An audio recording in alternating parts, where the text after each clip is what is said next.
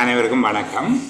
அபிவிருத்தி உத்தியோகத்தர்கள் தரம் 2 இருக்கும் அலுவலர்களுக்கான 2வது வினைத்திற மகான் தடைப்பரீட்சை தாபன நடைமுறைகள் மற்றும் செயல் ஒழுங்கு விதிகள் என்கின்ற 1வது வினாத்தாளுக்கான இன்னும் ஒரு வழிகாட்டல் செயலமர்வை சந்திக்கிறோம். கடந்த செயலமர்வில் பொதுச்சேவை ஆணைக்குழுவின் நடைமுறை விதிகள் 5வது அத்தியாயங்கள் வரையில் முக்கியமான விடயங்களை பார்த்திருந்தோம். 6வது அத்தியாயம் தொடக்கம் இதற்கு பின்னால் இருக்கக்கூடிய விடயங்களை பார்க்க போகிறோம். இன்றைக்கு கொஞ்சம் வித்தியாசமான ஒரு செயலமர்வு. இது இன்னும் ஒரு இடத்துல தொடர்பு கொள்வதன் காரணமாக நான் அந்த பகுதியையும் உங்களோட பாடத்திட்டத்தோடு சம்பந்தப்பட்ட பகுதி என்பதனால அதனையும் இதனோடு சேர்த்து பேசலாம் என்று சொல்லி அது உங்களுக்கு சிரமமாக இருக்காது, நிச்சயமாக புரிந்து கொள்வதற்கு இலகுவானதாக இருக்கும். சரிதானே? இங்கே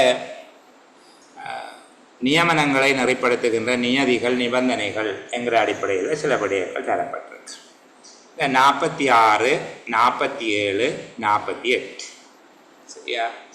இந்த 3 விடயங்களையும் உள்ளடக்கியதாக 47வது அரசாங்க சேவையில் பதவி வகிக்கிற உத்தியோகத்தர் எவ்வாறு அரசாங்கத்துக்கு சார்பாக நடந்து கொள்ள வேண்டும் என்பதை பற்றி சொல்லியிருக்கு. 47வது அவர்களுடைய அரசியலமைப்பின் அடிப்படையில் அவர்கள் நடந்து கொள்ள வேண்டிய விடயங்கள் சொல்லப்பட்டிருக்கு. 48வது அவர்கள் எவ்வாறான நிர்வாக விதிகளுக்கு கட்டுப்பட வேண்டும் என்பதை பற்றி சொல்லியிருக்கு. இப்படி ஒரு கேள்வி வரமாக இருந்தால் அது உண்மையில் நீங்கள் தாபன விதி கோவையினுடைய 2ஆம் தொகுதியில் 47வது அத்தியாயத்தில் தான் அந்த கேள்வியை கேட்குறாங்க. தாபன விதி கோவையினுடைய 2ஆம் தொகுதியில் 2 அத்தியாயங்கள் தான் இருக்குது.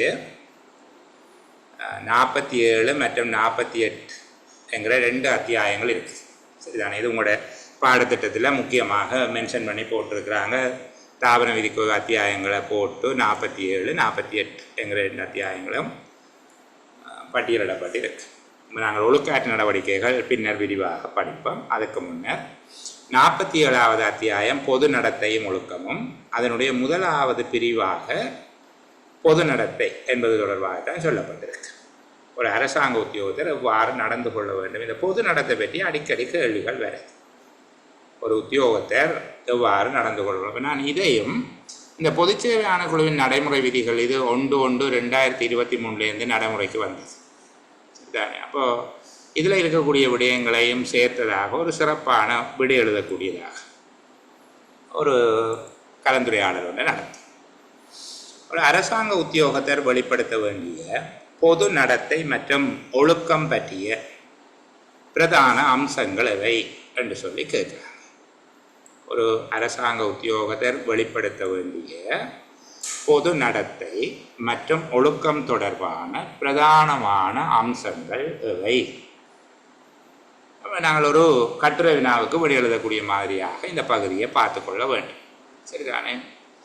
முதலாவது, அரசாங்க அலுவலர் ஒருவர் எந்த ஒரு சந்தர்ப்பத்திலும் எந்த ஒரு நேரத்திலும் அரசாங்கத்துக்கு சார்பாக செயற்பட வேண்டும். அரசாங்கத்துக்கு பூரண விசுவாசமாக இருக்க வேண்டும். அரசாங்க உத்தியோகத்தர் எந்த ஒரு வேளையிலும் எந்த ஒரு சந்தர்ப்பத்திலும் அரசுக்கு சார்பாக செயற்பட வேண்டும். அரசாங்கத்துக்கு பூரண விசுவாசமாக இருக்க வேண்டும். 2வது, அலுவலர் ஒருவரை கொண்டு செய்விக்க வேண்டும் அல்லது நிறைவேற்ற வேண்டும் என அரசாங்கம் கருதுகின்ற எந்த ஒரு கடமையையும் வினைத்திறனோடு சுறுசுறுப்போடு ஊக்கம் தளராமல் நிறைவேற்ற வேண்டும். இந்த விடயத்தை தான் நாங்கள் பொதுச்சேவை ஆணைக்குழுவின் நடைமுறை விதிகளில் கொஞ்சம் வசன வேறுபாட்டோடு பார்க்குறோம். அரசாங்க சேவையில் பதவி வகிக்கும் உத்தியோகத்தர் எல்லோரும் மக்களின் மீதுள்ள நம்பிக்கை பொறுப்பில் பதவி வகிக்க வேண்டும். அரசாங்க சேவை பதவி ஒன்றுக்கு நியமிக்கப்படும் ஒவ்வொரு நபரும் குடியரசினதும் அதன் மக்களினதும் நலன் பொருட்டு அப்பதவியின் கடமைகளையும் பொறுப்புகளையும் தளராத ஊக்கத்துடன் நிறைவேற்றுதல் வேண்டும். ஸோ இந்த விடயம்தான் நாங்கள் சொல்லுகிறது. என்ன இதுக்கு தனியாக படிப்பிக்கையில் பிறகு 6வது அத்தியாயத்துக்கு கேள்வி வராதான்னு கேட்கக்கூடாது. அது வந்தால் நிச்சயமாக 47வது அத்தியாயத்துக்குள்ள தான் அந்த கேள்வியாக இருக்கும். இப்போ நாங்கள் இதில் இருக்கிற நல்ல விடயங்களை அதோட கலந்து உங்களுக்கு சொல்லிக்கிட்டு போகிறோம். இப்போ முதலாவது என்ன சொல்கிறோம்? விசுவாசமாக நம்பிக்கை பொறுப்பின் அடிப்படையில் இருக்க வேணும். அரசாங்க அலுவலர்கள் எந்த ஒரு வேளையிலும் எந்த ஒரு சந்தர்ப்பத்திலையும் அரசாங்கத்துக்கு சார்பாக செயற்பட வேண்டும். அரசாங்கத்துக்கு பூரண விசுவாசமாக இருக்க வேணும். இரண்டாவது, அலுவலர் ஒருவரை கொண்டு அல்லது அரசாங்கத்தினால அலுவலர் ஒருவரிடம் ஒப்படைக்கப்படுகின்ற எந்த ஒரு கடமையையும் வினைத்திறனோடு சுறுசுறுப்பாக ஊக்கம் தளராமல் நிறைவேற்ற வேண்டும். மூன்றாவது விடயம் ரொம்ப அழகாக சொல்ல போகிறோம் பாருங்க. இது மூன்றாவது விடயம், உத்தியோகபூர்வமான மதியுரைகளை கற்று விளங்கி கடைப்பிடிக்க வேண்டும். உத்தியோகபூர்வமான மதியுரைகளை கற்று விளங்கி கடைப்பிடிக்க வேண்டும் என்று சொல்லப்பட்டிருக்கு. அது என்ன உத்தியோகபூர்வமான மதியுரைகளை கற்று விளங்கி கடைப்பிடிக்க வேணும் என்று சொல்கிறாங்க? என்னென்ன உத்தியோகபூர்வமான மதியுரைகள் என்று சொல்லப்படுது? உத்தியோகபூர்வமான மதியுரைகள் இதில் சொல்லப்படுகிறது கொஞ்சம் எளிமையாக, திணைக்களங்களின் கைநூல் மதியுரை கோவைகள். அந்த மதியுரை கோவைகள் தொடர்பான விளக்கத்தை நாங்கள் கொஞ்சம் விளக்கமாக மூன்றாவது விஷயமாக எழுத போகிறோம். அரசாங்க உத்தியோகத்தர் ஒவ்வொருவரும் இலங்கை சனநாயக சோசலிச குடியரசின் அரசியலமைப்பு, சட்டங்கள், அரசாங்க கொள்கைகள், அரசாங்க சேவை ஆணைக்குழுவினால் அரசாங்க சேவைக்கென்று காலத்துக்கு காலம் இயற்றப்படும் நடைமுறை ஒழுங்கு விதிகள், கட்டளைகளுக்கு ஏற்ப தனது கடமைகளை பொறுப்புகளை நிறைவேற்ற வேண்டும். மேலும் சேவை பிரமாண குறிப்புகள், ஆட்சேர்ப்பு திட்டங்கள், தாபன விதிக்கோவ, நிதி பிரமாணம், அரசாங்கத்தின் ஏனைய கட்டளைகள், சுற்றறிக்கைகள், அறிவுறுத்தல்கள் மற்றும் திணைக்கள கட்டளைகள் என்பவற்றுக்கும் அவற்றுக்கு அவ்வப்போது வெளியிடப்படுகின்ற திருத்தங்களுக்கும் அரசாங்க உத்தியோகத்தர் அமைவாக செயற்பட வேண்டும். இப்போ நாங்கள் இங்கே சொல்லப்படுகிற மூன்றாவது விடயமாக அங்கே என்ன பார்த்து, நாங்கள் உத்தியோகபூர்வமான மதியுரைகளை விளங்கி கடைப்பிடிக்க வேண்டும். மூன்றாவது விடயம் சரிதானே? அந்த விடயத்துக்கு நாங்கள் விளக்கம் அப்படி எழுதுகிறோம். அரசியலமைப்பு சட்டம், அரசாங்க கொள்கைகள், அரசாங்க சேவை ஆணைக்குழுவின் நடைமுறை விதிகள், சேவை பிரமாண குறிப்புகள், ஆட்சேர்ப்பு திட்டங்கள், தாபன விதிக்கோவ, நிதி பிரமாணம், அரசாங்கத்தின் சட்டங்கள், கட்டளைகள், சுற்றறிக்கைகள், அறிவுறுத்தல்கள், திணைக்கள கட்டளைகள் ஆகியவற்றை கற்று அதன் வழியாக ஒழுக வேண்டும். சரிதானே? அதை கற்று விளங்கி கடைப்பிடிக்க வேண்டும். மூன்று விஷயம் சொல்லியாச்சு. அரசாங்க உத்தியோகத்தர் ஒருவருடைய பொது நடத்தை ஒழுக்கம் தொடர்பான பிரதானமான அம்சங்கள் மூன்று விடயம் தெளிவாக சொல்லிட்டோம். முதலாவது, அரசாங்க அலுவலர் ஒருவர் எந்த ஒரு சந்தர்ப்பத்திலையும் எந்த ஒரு நேரத்திலும் அரசாங்கத்துக்கு சார்பாக செயற்பட வேண்டும், அரசுக்கு பூரண விசுவாசமாக இருக்க வேண்டும். இரண்டாவது, அரசாங்க உத்தியோகத்தர் ஒருவரிடம் ஒப்படைக்கப்படுகின்ற எந்த ஒரு கடமையையும் ஊக்கந்தளராமல் வினைத்திறனோடும் சுறுசுறுப்போடும் நிறைவேற்றுதல் வேண்டும். மூன்றாவது, உத்தியோகபூர்வமான மதியுரைகளை விளங்கி கடைப்பிடிக்க வேண்டும். அதுக்கு விளக்கம் அப்படி எழுதுகிறோம். அரசியலமைப்பு சட்டம், அரசாங்க கொள்கை, அரசாங்க சேவை ஆணைக்குழுவின் நடைமுறை விதிகள், சேவை பிரமாண குறிப்புகள், ஆட்சேர்ப்பு திட்டங்கள், தாபன விதிக்கோவை, நிதி பிரமாணம், அரசாங்கத்தின் ஏனைய கட்டளைகள், சுற்றறிக்கைகள், அறிவுறுத்தல்கள், திணைக்கள கட்டளைகள் என்பவற்றை கற்று விளங்கி கடைப்பிடிக்க வேண்டும். சரியா? நாலாவது, அரசாங்க உத்தியோகத்தர் ஒருவர் எந்த ஒரு சந்தர்ப்பத்திலும் அரசாங்க சேவைக்கு அல்லது தான் வகிக்கும் பதவிக்கு அவமரியாதை ஏற்படுத்தக்கூடிய எந்த ஒரு செயலையும் செய்தல் ஆகாது. அரசாங்க உத்தியோகத்தொருவர் எந்த ஒரு சந்தர்ப்பத்திலும் அரசாங்க சேவைக்கு அல்லது தான் வகிக்கும் பதவிக்கு அவமதிப்பு ஏற்படுத்தக்கூடிய எந்த ஒரு செயலையும் செய்தல் ஆகாது. அரசாங்க சேவையினதும் தனது பதவியினதும் நற்பெயரை காக்க வேண்டியது அவருடைய பொறுப்பாகும். அரசாங்க சேவையினதும் தனது பதவியினதும் நற்பெயரை காக்க வேண்டியது அவருடைய பொறுப்பு. இது 4வது படி. சரியா? 5வது, ஒரு உத்தியோகத்தினுடைய தனிப்பட்ட கர்மங்களுக்கும் அரசாங்க கர்மங்களுக்கும் இடையில் முரண்பாடு தோன்றாத வகையில் அவர் செயற்படுதல் வேண்டும். எந்த ஒரு செயலையும் தனிப்பட்ட கர்மங்களுக்கும் அரசாங்க கர்மங்களுக்கும் இடையில் முரண்பாடு தோன்றும் விதமாக செய்யக்கூடாது. இப்போ உதாரணமாக நான் உங்களுக்கு விளங்குறதுக்காக சொல்லுகிறேன். நான் ஒரு நிறுவனத்தினுடைய தலைவராக இருக்கிறேன். இப்போ என்னுடைய நிறுவனம் பொருட்களை கொள்வனவு செய்து என்னுடைய வீட்டுக்காரமாக ஒரு கடை நடத்துகிறாங்க, ஒரு சாப்பாடு கடை நடத்துகிறாங்கன்னு வச்சுக்கொள்வோம். மற்ற இடங்களை விட இவங்கள்ட்ட சாப்பாடு 20 ரூபா விலை குறைவு. எல்லாரும் 250 ரூபா விற்றா அவங்க 220 ரூபா இல்லை 225 ரூபா போடுவாங்க, இல்லை 200 ரூபா போடுவாங்கன்னு வச்சுக்கொள்வோம். சாப்பாடும் தரமாக இருக்கும். ஆனால் நான் அதை கொள்வனவு செய்யலாம். ஏன்? அது அரச சேவை பற்றிய தவறான அபிப்பிராயங்களை தோற்றுவிக்கும். தனிப்பட்ட கர்மங்களுக்கும் அரச கர்மங்களுக்கும் இடையில் ஒரு தோற்ற அளவிலான முரண்பாடு ஒன்று தோன்றுவாக இருந்தாலும் அப்படியான காரியங்களை அரசாங்க உத்தியோகத்தர்கள் செய்யக்கூடாது. அப்போ 5வது விடயமாக என்ன சொன்னாங்க? தனிப்பட்ட கர்மங்களும் அரச கர்மங்களுக்கும் இடையில் முரண்பாடுகள் தோன்றாத வண்ணம் நடந்து கொள்ள வேண்டும். 6வது, ஒருவர் தன்னுடைய நியமனம், பதவி உயர்வு, இடமாற்றம் என்பவை தொடர்பாக நேரடியாகவோ அல்லது மறைமுகமாகவோ எவ்விதமான தூண்டுதல்களையும் செல்வாக்கையும் பிரயோகிக்க கூடாது. செல்வாக்கை பாவிச்சு அப்பாயின்மெண்ட் எடுக்கிறது, ப்ரொமோஷன் எடுக்கிறது, டிரான்ஸ்ஃபர் எடுக்கிறது, இதுக்காக முயற்சி செய்தாலே அந்த உத்தியோகத்தின் மீது ஒழுக்காற்று நடவடிக்கை எடுக்கலாம். அப்படி செய்கிற இல்லையா என்று என்ன கேட்கக்கூடாது, செய்யக்கூடாது என்று சொல்லித்தான் இந்த விதிகள் சொல்லுது. சரிதானே? தாபன விதிக்கோவை பொது சேவை ஆணைக்குழுவின் நடைமுறை விதிகள் என்கிற 2 இடத்துலையும் சொல்லப்பட்டிருக்குது. அரசாங்க சேவையில் நியமனம், பதவி உயர்வு, இடமாற்றம் என்பவை தொடர்பாக நேரடியாகவோ அல்லது வேறு நபர்கள் மூலமாகவோ சட்டமுறை இல்லாத உதவி கோரக்கூடாது. சட்டமுறை இல்லாத செல்வாக்குகளை பிரயோகிக்க கூடாது. இது 6வது விடயம். 7வது, முறையற்ற நலன்களை பெறும் நோக்கில் தன்னுடைய கடமைகளை பரிமாறிக்கொள்ளக்கூடாது. பரிமாறிக்கொள்வதுன்னா கருத்து பிள்ளைகள், இப்போ என்னுடைய பிள்ளைக்கு ஒரு ஸ்கூல் அட்மிஷன் எடுக்கிறதுக்காக, அல்ல என்னுடைய வீட்டுக்காரிக்கு ஒரு டிரான்ஸ்ஃபர் எடுக்கிறதுக்காக, அல்ல எனக்கு ஏதாவது நிதி சார்ந்த நன்மைகளை பெற்றுக்கொள்வதற்காக நான் செய்ய வேண்டியதை செய்யாமல் விடுகிறது அல்லது செய்யக்கூடாததை செய்கிறது. உதாரணத்துக்கு ஒருத்தர் அரசாங்க காணியை அடாத்தாக பிடிக்கிறார், ஒரு பிரதேச செயலர் அதை கண்ணும் காணாமல் இருக்கிறார்.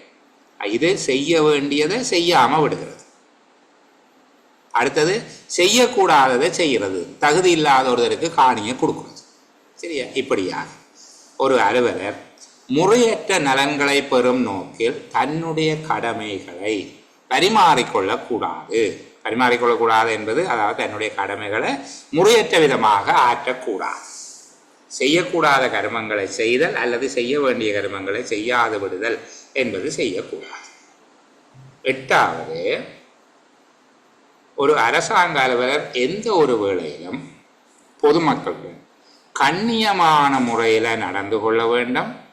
அவர்களுக்கு தயங்காமல் உதவி செய்ய வேண்டும். அலுவலகத்துக்கு வருகிறவர்களை நீ போயிட்டு பிறகு வா அப்படி இப்படின்னு எல்லாம் சொல்லக்கூடாது. அவர்களுக்கு தயங்காமல் உதவி செய்ய வேண்டும். இயலுமான அளவுக்கு அவர்களுக்கு கடமைகளை விரைவாக செய்து கொடுக்க வேண்டும்.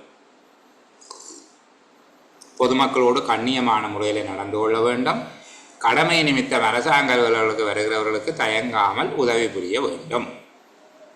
இதில் ஒரு பகுதியை நான் அங்கே அடுத்த பகுதியில் கொண்டு சேர்க்க போகிறேன். அதான் சரியானது. இந்த கோட்டுக்கு கீழே இருக்கிறது. 9வது, தனது கடமையின் போது, கடித தொடர்புகளின் போது ஒழுக்கத்தோடு நடந்து கொள்ள வேண்டும். அதாவது ஒழுக்கத்தோடு நடந்து கொள்ள வேண்டும் என்பது கடித தொடர்புகளின் போதும், அலுவலகத்தில் பதிவுகள் அறிக்கைகள் எழுதும் போதும், பொதுமக்களுடன் கலந்துரையாடும் போதும் பண்பாடான ஒழுக்கமான மொழி நடையை அவர் பயன்படுத்த வேண்டும். ஒரு கடிதம் எழுதியக்குள்ள உங்களுக்கு என்று கூட எழுதக்கூடாது. தங்களுக்கு, தங்கள் கடிதம், தங்கள் கீழ்ப்படி உள்ள, தங்கள் சேவையில் உள்ள போன்ற சொற்களை எல்லாம் பயன்படுத்த வேண்டும். சரிதாங்க. நீங்கள் முதலாவது ஈவியில் படிச்சிருப்பீங்க ஒரு அரசாங்க கடிதம் எவ்வாறு இருக்க வேண்டும். செகண்ட் ஈவிலையும் இருக்கு, ஒரு அத்தியாயம் போட்டிருக்கிறாங்க, அதை பற்றி பார்க்க. பொதுமக்களோடு மேற்கொள்ளுகின்ற கடித தொடர்புகள், வாய்மொழி உரையாடல்கள் என்பவற்றிலையும் அலுவலக பதிவுகள் மற்றும் அறிக்கைகள் எழுதும் போதும் உத்தியோகத்தர் பண்பாடான ஒழுக்கமுடைய மொழி பிரயோகத்தை கொண்டிருக்க வேண்டும். 10வது, ஒரு உத்தியோகத்தர் ஏதேனும் தர்ம நோக்கங்களுக்காக கோயிலில் அன்னதானம் கொடுக்க போகிறோம் என்று சொல்லி தன்னுடைய கீழ் உத்தியோகத்தர்களிடமிருந்து பணம் சேகரிப்பது அல்லது தன்னுடைய கீழ் உத்தியோகத்தர்களையோ குடும்ப உத்தியோகத்தர்களையோ விட்டு காசு கலெக்ட் பண்ணுறது ஒருபோதும் செய்தல் ஆகாது. சரிதானே? அது விதிவிலக்குகள் இருக்குது. ஒருவர் ஓய்வு வரும்போது அல்லது இடமாற்றம் வரும்போது மட்டும் அவருக்கு அன்பளிப்புகளை கொடுக்கலாம். அது திணைக்களத்தில் வைத்த சம்மதத்தோடு மட்டும். அப்போ பொதுவாக தர்மம் செய்ய போகிறேன், இந்த மாரியம்மன் கோயிலுக்கு கூழுத்த போகிறேன், காசு போடுங்கொண்டு உண்டியல் குலுக்கிறார். அரசாங்க உத்தியோகத்தர் உண்டியல் குலுக்கிறார். சரியா? இப்போ சில இடங்களில் நடக்கிறது, கோயில் மாதிரியே ஒபிஸை வச்சுருப்பாங்க. இந்த பிச்சை எடுக்க வார ஆக்கள் எல்லாரும் திருப்பி திருப்பி வந்து ஒபிஸில் காசு சேர்ப்பாங்க, எனக்கு இந்த மாதிரியான சுவையினம் இருக்குது அப்படி என்று சொல்கிறார். அப்போ அப்படியான ஆக்களை உள்ளுக்கு உண்மையாக காசு சேகரிக்க அனுமதிக்கவும் கூடாது.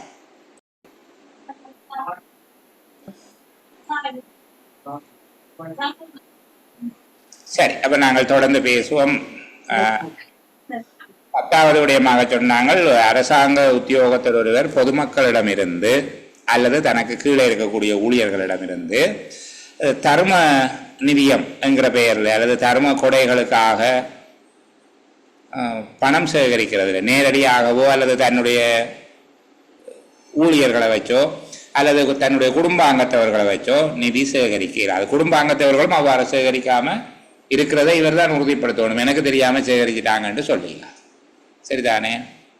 அதே போல அலுவலக ஊழியர்களையோ அல்லது அலுவலக சொத்துக்கள், வாகனங்கள், உபகரணங்களையோ தனிப்பட்ட தேவைக்கு பயன்படுத்துவது முற்றாக தடை செய்யப்பட்டது.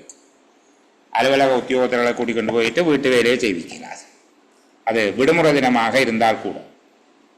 சரிதானே? அப்படி செய்ய வேணுமாக இருந்தால் செயலாளருடைய, அமைச்சு செயலாளருடைய விசேட அனுமதி பெற்று மட்டும்தான் அதை செய்ய முடியும். சரியா? அப்போ இந்த விதமாக 11 விதமான கட்டுப்பாடுகள் சொல்லியிருக்கிறோம். இன்னும் ஒன்று, அரசாங்கத்துக்கு ஒரு அரசாங்க உத்தியோகத்தர் பொருட்களை விற்பனை செய்கிறது அல்லது அரசாங்கத்தோடு வியாபாரம் செய்கிற நடவடிக்கைகளையும் செய்யக்கூடாது. இந்த 12 விடயங்களையும் உள்ளடக்கியதாக நீங்கள் ஒரு கேள்வியை எதிர்பார்க்கலாம். செகண்ட் ஈவியாக்கள் இப்படியான கேள்வியை இதுக்குள்ள எதிர்பார்க்க இயலும் வளமையாக கேட்கிறது. சரியா? நான் திரும்ப ஒரு கால் சுருக்கமாக விரைவான நினைவுபடுத்தல் ஒன்றை செய்கிறேன். அரசு அலுவலர் ஒருவர் வெளிப்படுத்த வேண்டிய பொது நடத்தை மற்றும் ஒழுக்கம் தொடர்பான அம்சங்கள் எவை என்று கேட்பார்கள். நான் சொல்லுகிற வேளைகளில் ஏதேனும் சவுண்ட் பிரச்சனையாக இருந்தால் எனக்கு ஒரு மெசேஜை போட்டுக்கொள்ளுங்க, நான் விரைவுபடுத்தி சொல்லுகிறேன். திரும்ப கேள்வியை சொல்லுகிறேன். அரசாங்க அலுவலர்களால் வெளிப்படுத்தப்பட வேண்டிய பொது நடத்தை மற்றும் ஒழுக்கம் பற்றிய பிரதானமான அம்சங்கள் எவை? முதலாவது விடயம், அரசாங்க அலுவலர் ஒருவர் எந்த ஒரு சந்தர்ப்பத்திலும் எந்த ஒரு நேரத்திலும் அரசாங்கத்துக்கு சார்பாக செயற்பட வேண்டும், அரசாங்கத்துக்கு பூரண விசுவாசமாக இருக்க வேண்டும். இரண்டாவது, அரசாங்கத்தினால் ஒரு அலுவலரிடம் ஒப்படைக்கப்படும் எந்த ஒரு கடமையையும் வினைத்திறனோடு, சுறுசுறுப்போடு, தளராத ஊக்கத்தோடு அவர் நிறைவேற்ற வேண்டும். மூன்றாவது, உத்தியோகபூர்வ மதியுரைகளாக இருக்கின்ற அரசியலமைப்பு சட்டம், பொதுச்சேவை ஆணைக்குழுவின் நடைமுறை விதிகள், ஸ்தாபன விதிக்கோவை, நிதி ஒழுங்கு விதிகள், சேவை பிரமாண குறிப்பு, ஆட்சேர்ப்பு திட்டங்கள், திணைக்கள சுற்றறிக்கைகள், காலத்துக்கு காலம் இவற்றுக்கு வெளியிடப்படுகின்ற திருத்தங்கள் போன்றவற்றை கற்று விளங்கி கடைப்பிடிக்க வேண்டும். நான்காவது, எந்த ஒரு சந்தர்ப்பத்திலும் அரசாங்க சேவைக்கு அல்லது தான் வகிக்கும் பதவிக்கு அவமரியாதை ஏற்படுத்தக்கூடிய எந்த ஒரு செயலையும் செய்தலாகாது. அரசாங்க சேவையினதும் தனது பதவியினதும் நற்பெயரை காக்க வேண்டியது அலுவலர் ஒவ்வொருவரினதும் பொறுப்பாகும். ஐந்தாவது, உத்தியோகத்தர் ஒருவர் தனது தனிப்பட்ட கர்மங்களுக்கும் அரசாங்க கர்மங்களுக்கும் இடையில் முரண்பாடுகள் தோன்றாத வகையில் நடந்து கொள்ள வேண்டும். ஆறாவது, அரசாங்க சேவையில் நியமனம் பெறுதல், பதவி உயர்வு அல்லது இடமாற்றம் போன்ற விடயங்களில் தான் நேரடியாகவோ அல்லது ஏனைய நபர்கள் மூலமாகவோ சட்ட ரீதியற்ற உதவி கோருதல் அல்லது அழுத்தங்களை பிரயோகித்தல் ஆகாது. அவ்வாறு செய்தால் அது ஒழுக்காற்று நடவடிக்கை எடுக்கக்கூடியதும் அவர் மீது வழக்கு தாக்கல் செய்யக்கூடியதுமான ஒரு தவறாக கருதப்படும். ஏழாவது, முறை தவறிய நன்மைகளை பெறும் நோக்கில் தன்னுடைய கடமைகளை செய்தல் அல்லது செய்யாது விடுதல் ஆகிய கர்மங்களை செய்யக்கூடாது. எட்டாவது, பொதுமக்களோடு கண்ணியமான முறையில் நடந்து கொள்வதோடு கடமைகளுக்காக அலுவலகங்களுக்கு வருபவர்களுக்கு ஊக்கத்தோடு தயக்கமின்றி உதவி செய்தல் வேண்டும். 9, தன்னுடைய கடமைகளின் போது வாய்மொழி மூலமான தொடர்பாடல், கடித தொடர்புகள், அலுவலக பதிவுகள், அறிக்கைகள் என்பவற்றில் பேசும்போதும் எழுதும் போதும் பண்பாடான ஒழுக்கமுடைய மொழி பிரயோகத்தை பயன்படுத்த வேண்டும். 10வது, தர்ம நிதியங்களுக்காக அல்லது தர்ம நோக்கங்களுக்காக பொதுமக்களிடம் அல்லது தனது கீழ் ஊழியர்களிடமிருந்து தான், தன்னுடைய பணியாளர்கள், குடும்பத்தவர்கள் நிதி சேகரிப்பதற்கு இடமளிக்க கூடாது. 11, அலுவலக நேரத்திலேயோ அல்லாத நேரத்திலேயோ தனிப்பட்ட கர்மங்கள் எதற்கும் அரசாங்க ஊழியர் ஒருவரை அல்லது அரசாங்க சொத்துக்களை பயன்படுத்துவது முற்றாக தடை செய்யப்பட்டிருக்கிறது. 12, செயலாளருடைய முன் அனுமதி இல்லாமல் அரசாங்கத்துக்கு பொருட்களை விற்பனை செய்தல் அல்லது அதற்கான விற்பனை செய்வதற்கான மாதிரிகளை, சாம்பிள்ஸ் மாதிரிகளை சமர்ப்பித்தல் என்பது தடை செய்யப்பட்டுள்ளது. இந்த 12 விடயங்களும் நீங்கள் சொல்லக்கூடிய மாதிரி எளிமையாக படித்து வச்சிருக்க வேண்டும். அவ்வப்போது நாங்கள் இப்படி வேறு இடங்களுக்கு போயிட்டு வருவோம், முக்கியமான கேள்விகளை கற்றுக்கொள்வதற்காக. இப்போ 47வது அத்தியாயத்தின் ஒரு துண்டு முடிச்சிட்டோம். அப்புறம் இன்னொரு நாளைக்கு வருவோம் 47ஆம் அத்தியாயத்துக்கு. இப்போது பொதுச்சேவை ஆணைக்குழுவின் நடைமுறை விதிகளுக்குள்ள போயிட்டோம், சரிதானே? 49வது உறுப்புரையில் போகிறோம். விதவைகள் அனாதைகள் ஓய்வூதிய நிதியம் அல்லது தபுதாரர் அனாதைகள் ஓய்வூதிய திட்டம். இந்த ரெண்டுமே WNOP என்று சொல்லி ஆங்கிலத்தில் அழைக்கப்படுது, சரிதானே?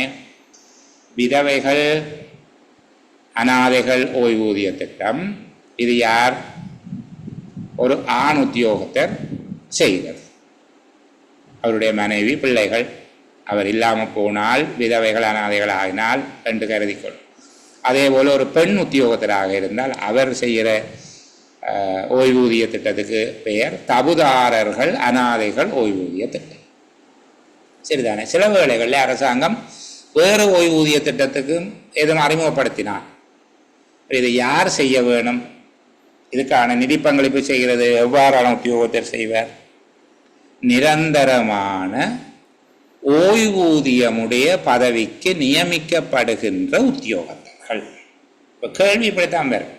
விதவைகள் அனாதைகள் ஓய்வூதிய திட்டம் அல்லது தபுதாரர் அனாதைகள் ஓய்வூதிய திட்டத்திற்கு ஓய்வூதிய பங்களிப்பு செய்ய வேண்டிய உத்தியோகத்தர்கள் யார்? ஐயோ, நாங்கள் கவனிக்காமல் விட்டுட்டோமே என்று சொல்லக்கூடாது. யாரு செய்யணும்?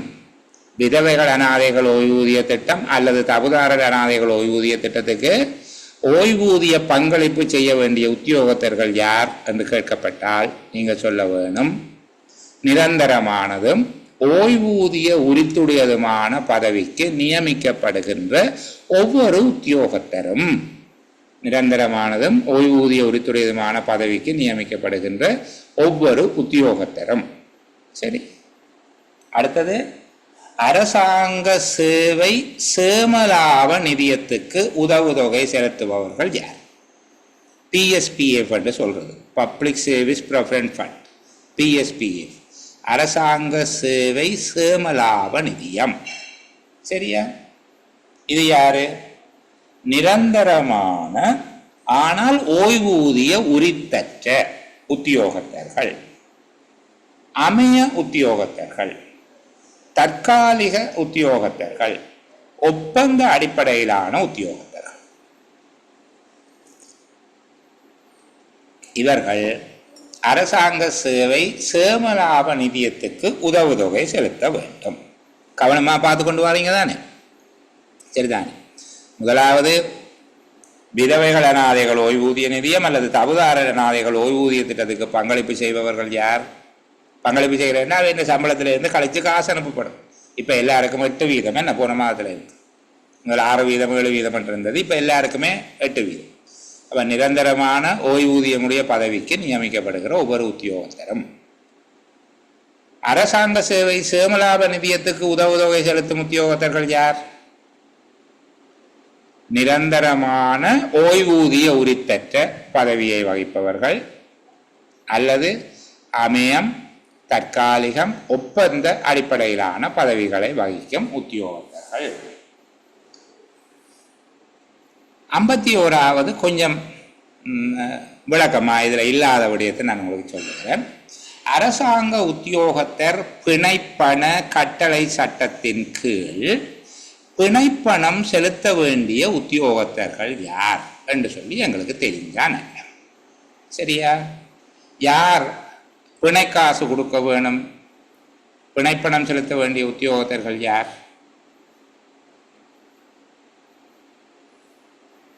நான் 3 விதமாக உங்களுக்கு பிரித்து சொல்லித்தார். முதலாவது, அரசாங்க காசு, முத்திரை, களஞ்சிய பொருட்களை பெறுவதற்கு, கட்டுக்காப்பில் வைத்திருப்பதற்கு பொறுப்பாக உள்ள உத்தியோகத்தர்கள். முதலாவது யாரு சொல்றோம்?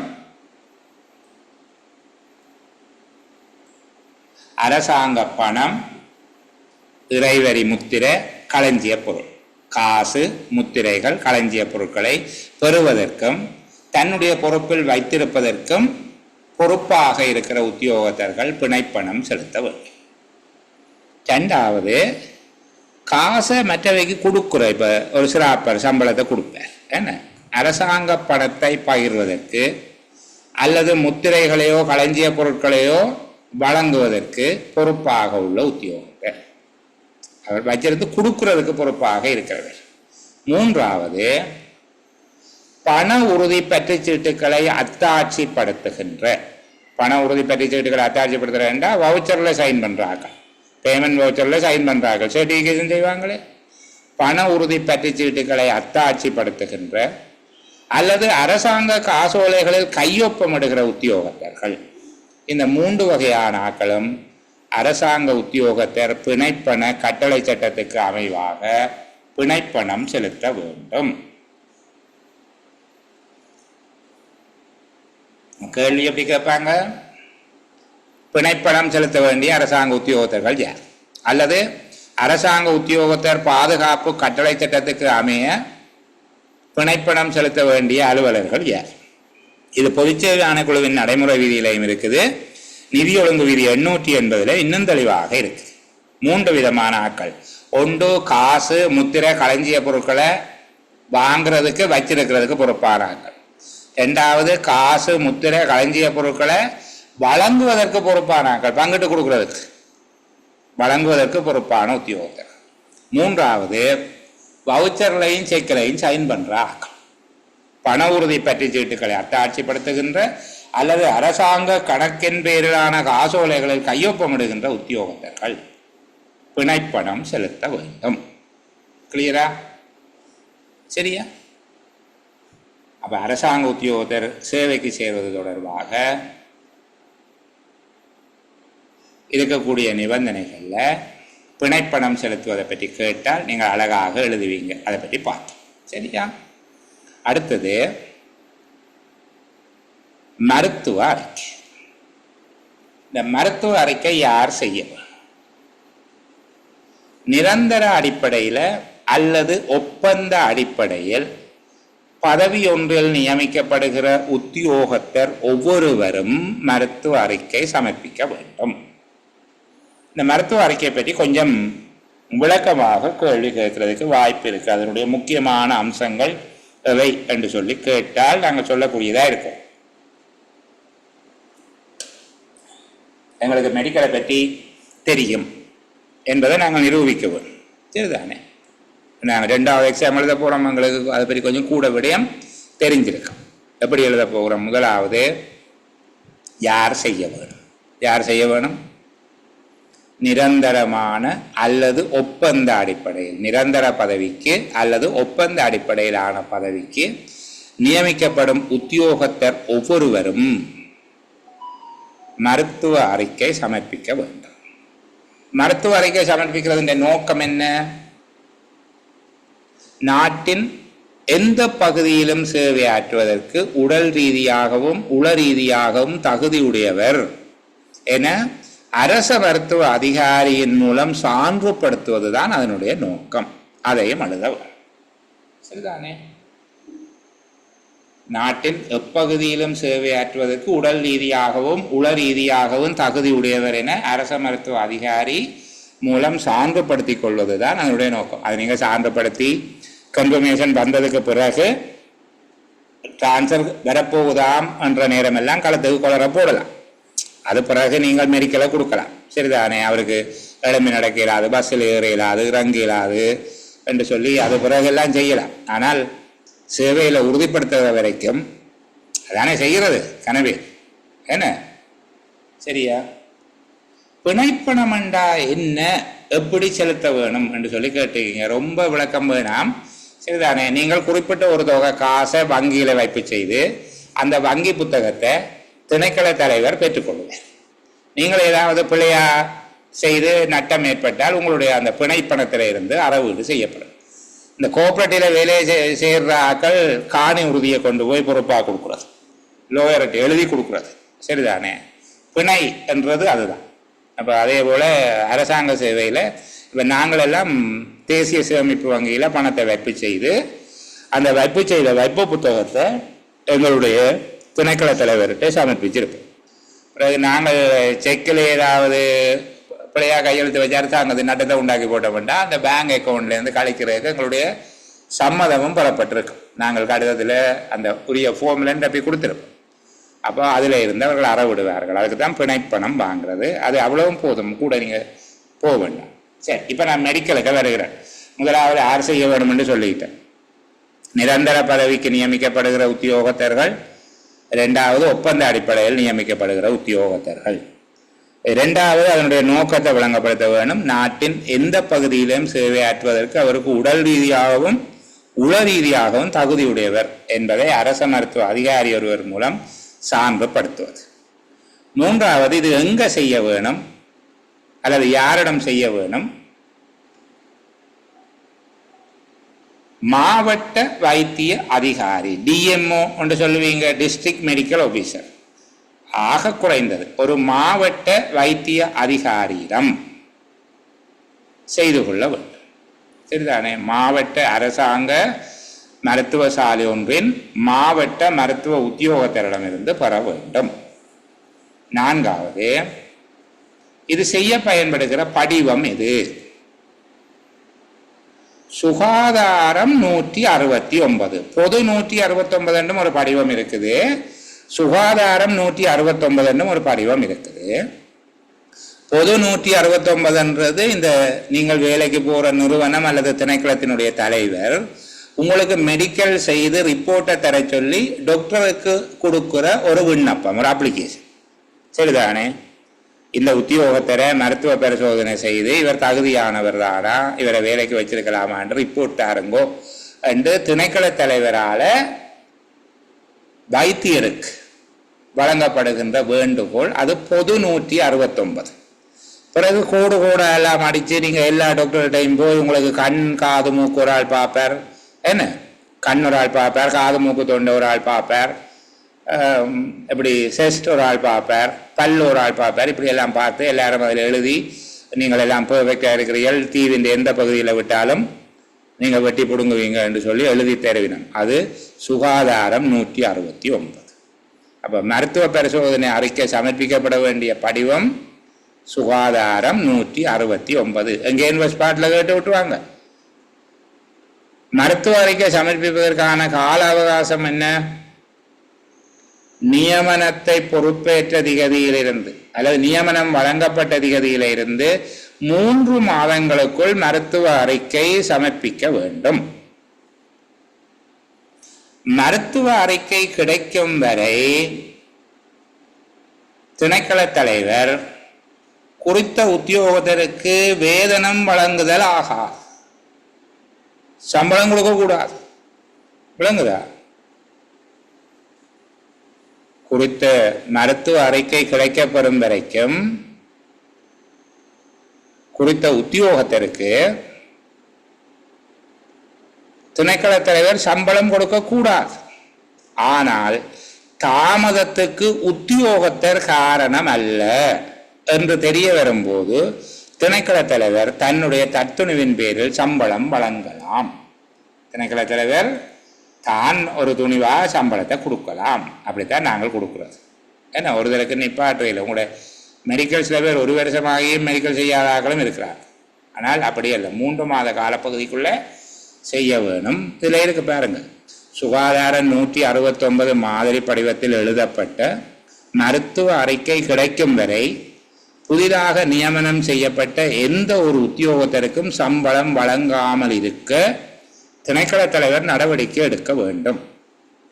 இப்படி சொல்லிட்டு அடுத்தது, எனினும் தாமதம் ஏற்படுவது தொடர்புடைய உத்தியோகத்தரின் தவறினால் அல்ல என்பது தெரிய வரும்போது திணைக்கள தலைவர் தனது தத்துணிவின் பேரில் சம்பளம் வழங்கலாம்.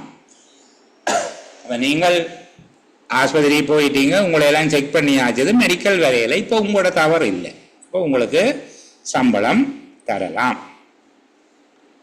நியமனம் செய்யப்பட்ட உத்தியோகத்தர் உடல் ரீதியாகவும் உள ரீதியாகவும் தகுதியற்றவர் என மருத்துவ அறிக்கையில உறுதி செய்யப்பட்டால் அவருடைய நியமனம் ரத்து செய்ய வேண்டும். ஆனால் அவர் சேவை செய்த காலத்துக்குரிய சம்பளத்தை அவருக்கு வழங்க வேண்டும். இவ்வளவையும் உள்ளடக்கி மெடிக்கலை பற்றி கேட்டால் நீங்கள் எழுதுவீங்க. எப்படி, யார் முதல் செய்ய வேணும் என்று சொன்னாங்க? அரசாங்க சேவையில் நிரந்தரமாக்கப்படையில, இனிமேல் பெர்மனண்ட் ஆகலை, இப்போ வந்திருக்கிறேன். அரசாங்க சேவையில் ஏற்கனவே பதவி ஒன்றை வகிக்காத, அதனுடைய கருத்து ஃப்ரெஷ்ஷாக ஒரு ஆள் அரசாங்க சேவைக்கு வார, சரிதானே? அரசாங்க சேவையில் நிரந்தர பதவி ஒன்றை வகிக்காத ஒரு நபர் நிரந்தர சேவைக்கு நியமனம் செய்யும் நோக்கத்தோடு தகுதிகான் காலத்தில் வைக்கப்பட்டிருந்தார். தகுதிகான் காலம் என்றது அந்த முதல் 3 வருஷம் அப்படி தான் உங்களை வைக்கிறது. தகுதிகான் காலத்தில் வைக்கப்பட்டிருந்தால் அவருக்கு பொது 169 மாதிரி படிவத்தை பூர்த்தி செய்து இப்படியெல்லாம் வேணால் நீங்கள் எழுதுங்க. அரசாங்க சேவையில் நிரந்தர பதவிக்கு அல்லது ஒப்பந்த அடிப்படையிலான பதவி ஒன்றுக்கு நியமிக்கப்படுகிறவர், சரிதானே? அவருக்கு மருத்துவ பரிசோதனை செய்ய வேணும். இதுக்கு கட்டணம் இருக்குதோ? கட்டணம் எதுவும் கிடையாது. 2வது, ஏன் செய்கிறது? மருத்துவ பரிசோதனையை மேற்கொண்டு நாட்டின் எப்பாகத்திலும் சேவையாற்றக்கூடிய உடல் ரீதியான உள ரீதியான தகுதியுடையவர் என்பதை உறுதி செய்வதற்கு. 3வது, யாரிடம் செய்ய வேணும்? மாவட்ட வைத்தியசாலை ஒன்றின் மாவட்ட வைத்திய அதிகாரியிடம், குறைந்தபட்சம் மாவட்ட வைத்திய அதிகாரியிடம் இதை செய்ய வேணும். எந்த படிவத்தில் செய்ய வேணும்? சுகாதாரம் 169 படிவத்தை பயன்படுத்தி இது செய்யப்பட வேண்டும். இதற்கான காலப்பகுதி ஆகக்கூடியது 3 மாத காலப்பகுதிக்குள்ள மருத்துவ அறிக்கை சமர்ப்பிக்க வேண்டும். மருத்துவ அறிக்கை கிடைக்கப்பெறும் வரை புதிதாக வேலைக்கு சேர்ந்த ஒருவருக்கு சம்பளம் கொடுக்கக்கூடாது. ஆனால் மருத்துவ அறிக்கை கிடைப்பதற்கான தாமதத்துக்கு அந்த உத்தியோகத்திற்கு காரணம் இல்லை என்று கருதினால் திணைக்கள தலைவர் தத்துணுவின் பேரில் சம்பளத்தை கொடுக்கலாம். நியமனம் பெறுவதற்கு அவர் உடல் ரீதியாக உள ரீதியாக தகுதியற்றவர் என மருத்துவ அறிக்கையில் உறுதி செய்யப்பட்டால் அவருக்கான நியமனம் ரத்து செய்யப்படும். ஆனால் பணியாற்றிய காலத்துக்குரிய வேதனத்தை பெறுவதற்கு அவர் உரித்துடையவராக இருப்பார். சரியா? அப்போ இது சம்பந்தமாக உங்கள்ட்ட ஏதேனும் சந்தேகம் இருந்தால் கேட்டுக்கோ. கொடுக்குறாரு சம்பளத்தை. இப்ப 8 மாசம் ஆயிட்டு தகுதியற்று வரும் பொழுது அந்த சம்பளம் 8 மாசத்துல சம்பளமும் கொடுத்தாலும் பிரச்சனை இல்லை. அப்படித்தான் சார். கூடிய சம்பளம் அல்ல. அதுக்கு பிறகு அவர் 5 நாள் வேலை செய்திருந்தா அந்த 5 நாளைக்கும் கொடுக்க வேணும். ஏனென்றால் ஒரு விடயம் சொல்லப்பட்டிருக்குது, அரசாங்கத்துக்கு யாரும் இலவசமாக வேலை செய்யக்கூடாது. அப்படி வேலை செய்தால் அது அரசாங்கத்துக்கு அவமானம்.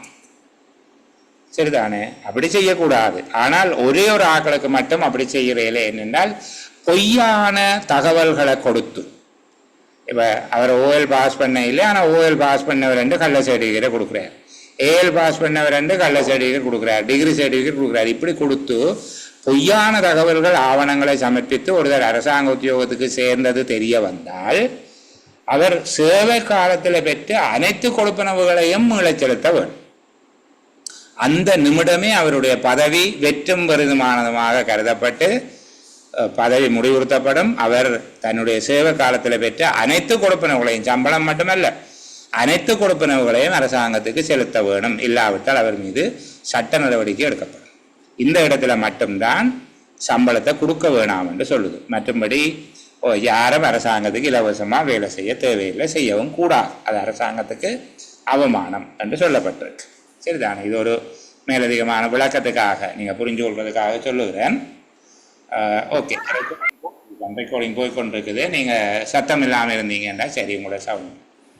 அடுத்தது சத்தியம் அல்லது உறுதி உரை செய்வது தொடர்பானது. இப்போ வேலைக்கு சேர்ந்த உடனே 2 விடயங்கள் இருக்கு. ஒன்று, இலங்கையின் அரசியல் அமைப்புக்கு அமைவாக நான் எல்லா காலத்திலேயும் அரசாங்கத்துக்கு விசுவாசமாக செயற்படுவேன். மற்றது பிரிவினை கோர மாட்டேன், அல்லது பிரிவினைக்கு ஆதரவாக நாட்டை பிரிக்கிற வேலைகளில் இருக்க மாட்டேன், பிரிக்கிற ஆட்களுக்கு உதவி செய்ய மாட்டேன் என்ற அடிப்படையில் அது எத்தனையாம் அட்டவணை என்று கேட்பாங்க. அரசியல் அமைப்பினுடைய 4ஆம் மற்றும் 7ஆம் அட்டவணை. சரிதானே? 4ஆம் 7ஆம் அட்டவணைகளுக்கு அமைவாக அது செய்யப்படும்.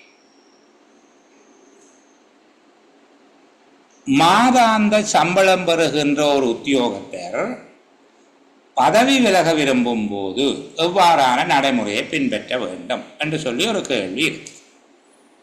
இதில் 56வது உறுப்புரையில் சொல்லப்பட்டிருக்கக்கூடிய விடயம், அரசாங்க சேவையில் மாதாந்த வேதனம் பெறுகின்ற உத்தியோகத்தர் ஒருவர் அல்லது மாதாந்த வேதனம் பெறும் பதவியினை வகிக்கும் அலுவலர் ஒருவர் பதவியிலிருந்து விலக விரும்புகிறார் என்றால் அவர் பின்பற்ற வேண்டிய செயல் ஒழுங்கு யாது?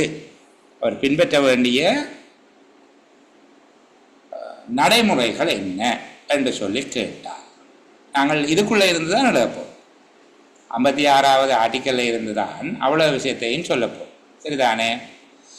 அவருடைய நியமன கடிதத்தில் வேறு வழியில் குறிப்பிடப்பட்டிருந்தால் அதன்படி அவர் பதவி விலகவும்.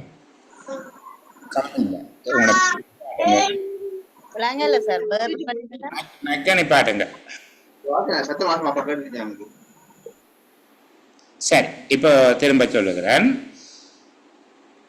மாதாந்த சம்பளம் பெறுகின்ற ஒரு உத்தியோகத்தர் தன்னுடைய பதவியில் இருந்து விலக விரும்பும் போது எவ்வாறான நடைமுறையினை பின்பற்ற வேண்டும் என்பது கேள்வி. எவ்வாறான செயல் ஒழுங்கினை பின்பற்றுதல் வேண்டும் என்று சொல்லி கேட்கப்பட்டால் நீங்க எப்படி பதிலளிக்க போறீங்க? முதலாவது கவனிங்க, அவருடைய நியமன கடிதத்தில் வேறு வகையில் குறிப்பிடப்பட்டிருந்தால் அதில் என்ன சொல்லப்பட்டிருக்கும்? நியமன கடிதத்தில் சில நேரம் அவர் பதவி விலகிற முறை சொல்லப்பட்டிருக்கும். சொல்லப்பட்டிருந்தால் அதன்படி அவர் பதவி விலகலாம்.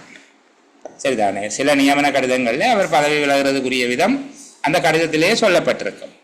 அவ்வாறு குறிப்பிடப்பட்டிருக்காவிட்டால் நியமன அதிகாரிக்கு எழுத்து மூலம் ஆக குறைந்தது 1 மாதத்துக்கு முன்னர் அறிவித்தல் வழங்க வேண்டும்.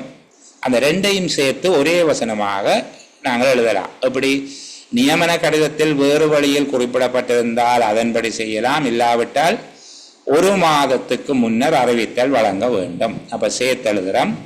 நியமன கடிதத்தில் வேறு வழியில் குறிப்பிடப்பட்டிருந்தால் அன்றி நியமிப்பு செய்யும் அதிகாரிக்கு எழுத்து மூலம் ஆக குறைந்தது 1 பஞ்சாங்க மாதத்துக்கு முன்னர் அறிவித்தலை வழங்க வேண்டும். அதைவிட குறுங்காலமாக இருந்தால் அதுக்கு குறைஞ்ச காலம், ஒரு 15 நாள் முன்னறிவித்தல் விலக போகிறார் என்றால் நியமன அதிகாரி இணங்கினால் மாத்திரம், அதை விட குறைந்த காலப்பகுதிக்கு பதவி விலக வேண்டும் என்றால் நியமன அதிகாரி உடன்படும் சந்தர்ப்பத்தில் மாத்திரம் அவர் அரசாங்கத்துக்கு 1 மாத சம்பளத்துக்கு சமமான பணத்தொகையை செலுத்தி தனது பதவியிலிருந்து விலகிக் கொள்ளலாம். இது சாதாரணமாக சொல்லல, அவர் 1 மாத சம்பளத்தை கட்டிக்கிட்டு விலகலாம் என்று.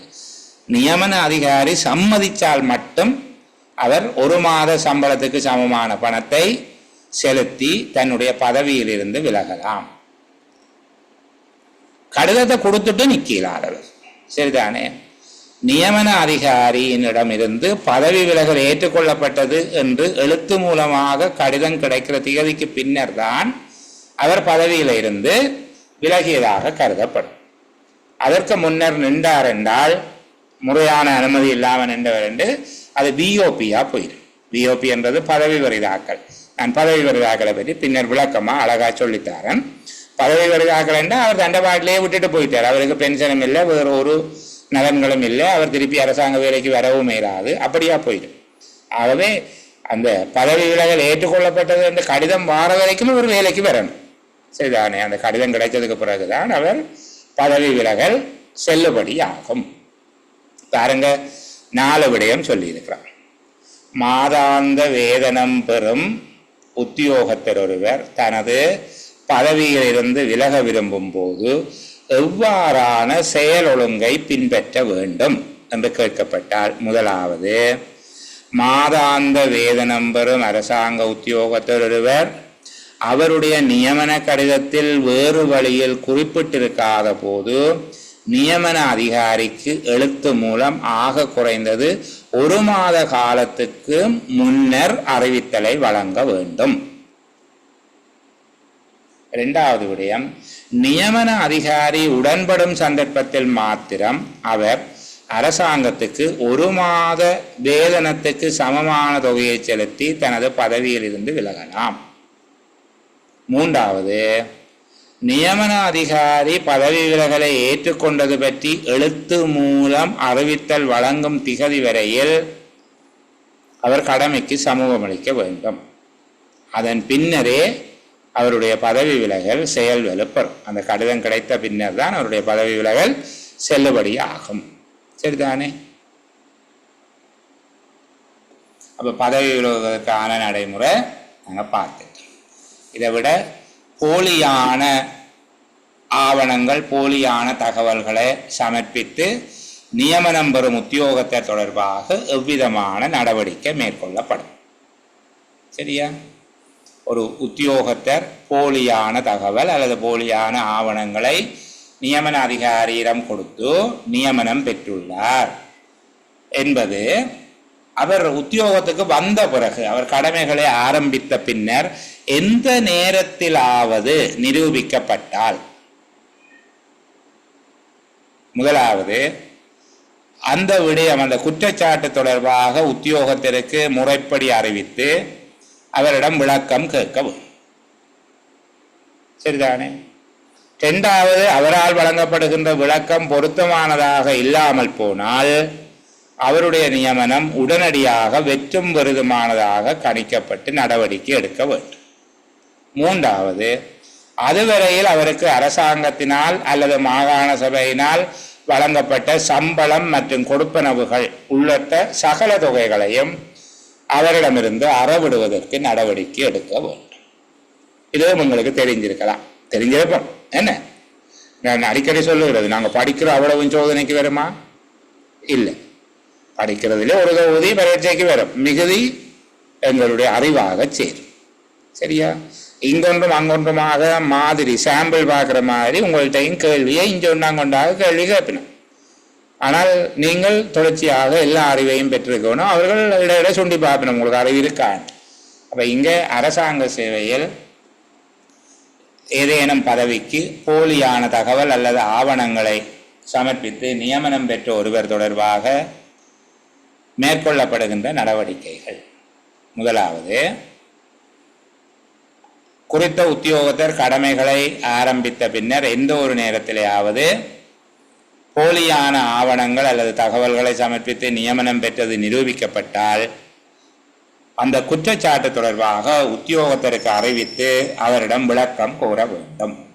இரண்டாவது, அவரால் சமர்ப்பிக்கப்படுகின்ற விளக்கம் பொருத்தமற்றதாக அமைந்தால் உடனடியாகவே அவருடைய நியமனம் வெற்றும் பெரிதுமானதாக கணிக்கப்பட்டு நடவடிக்கை எடுக்க வேண்டும். அதாவது நியமனம் செயல்வலு அற்று போகிறது, செல்லாம போச்சு, வெற்றும் பெரிதுமானதாக கணிக்கப்பட்டு நடவடிக்கை எடுக்க வேண்டும்.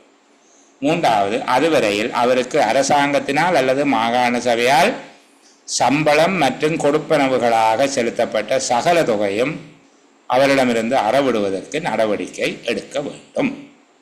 சரியா? நாங்கள் அடுத்த பகுதிக்குள்ள போவோம். சொல்லுங்க.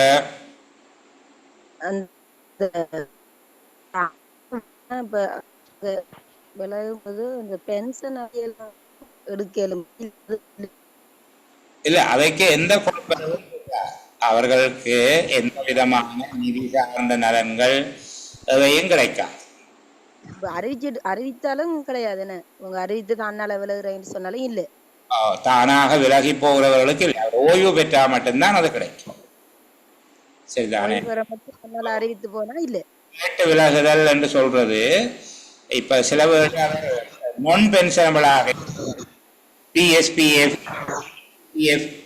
என்று சொன்னால் அந்த அவரிடமிருந்து அறவிடப்பட்ட தொகை அவருக்கு கிடைக்கும்.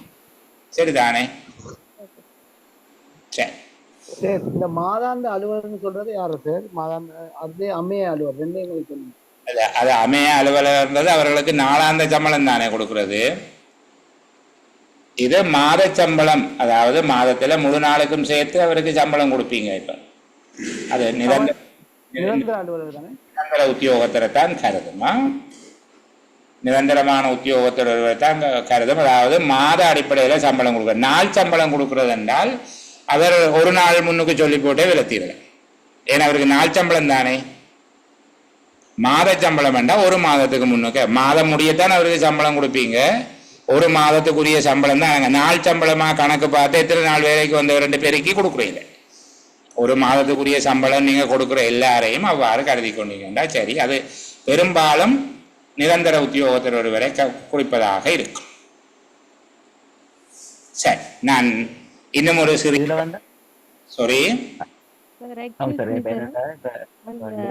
அந்த 5 வகையான நியமனங்கள் பார்த்திருக்கிறேன் தானே. முதலாவது ஒரு பதவிக்கு நியமித்தல், அது நாங்க பார்த்தோம். தற்காலிகம், அமையம், பதிலீடு, ஒப்பந்தம், பதில் கடமை, கடமையை கவனித்தல், நிரந்தரம் போன்ற அடிப்படைகளில் ஒரு பதவிக்கு நியமித்தல் என்று பார்த்தனாங்க.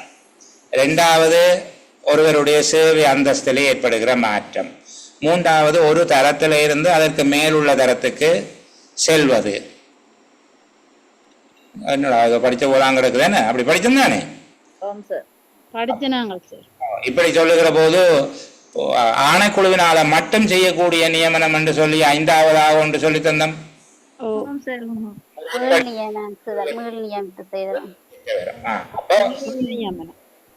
முறைப்படி அதனுடைய நன்மை அதுதான் என்னென்றால் அவர் திரும்ப அரசாங்க சேவைக்கு வரலாம். எந்த சேவைக்குமா இல்ல சார், அல்லது திரும்ப ஒரு வேலைக்கு கோல் பண்ணேக்குள்ள அந்த வேலைக்கு அப்ளை பண்ணலாம். பொதுச்சேவை ஆணைக்குழுவின் சம்மதத்தோடு பொதுச்சேவை ஆணைக்குழு தான் இந்த நியமனத்தை கொடுக்க வேண்டும். சரிதானே? கொள்ளாம